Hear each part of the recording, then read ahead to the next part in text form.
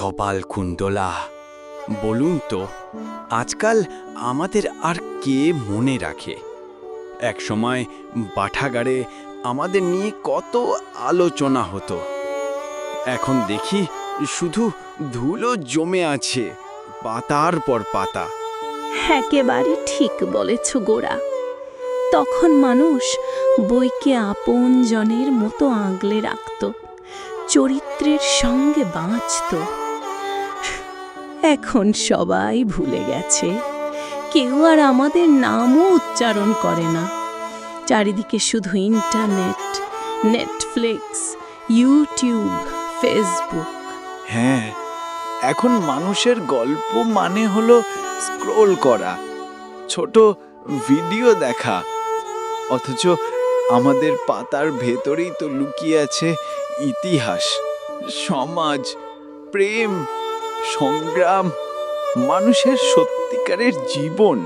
তুমি জানো তো, বই আসলে কেবল পড়া নয়।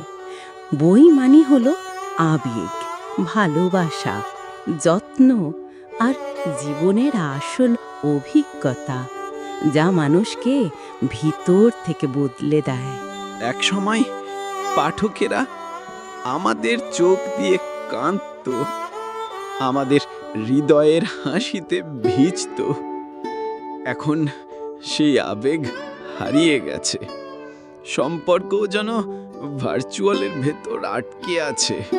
আজকের প্রজন্ম ভাবে তথ্যই যথেষ্ট, কিন্তু তথ্য হৃদয় ছোঁয় না, কেবল বই পারে।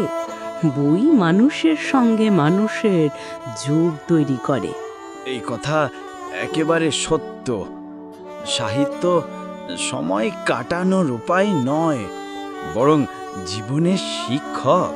তবু আমি বিশ্বাস করি, একদিন আবার মানুষ ফিরে আসবে, যখন তারা বুঝবে ইন্টারনেট মস্তিষ্ক ভরতে পারে, কিন্তু বই হৃদয়ে ছুঁতে পারে। যতদিন আমরা আছি পাতার ভেতর, ততদিন আমরা অপেক্ষা করব। আবার কেউ আমাদের ডাকবে, আবার কোনো হৃদয় আমাদের শব্দে কেঁপে উঠবে।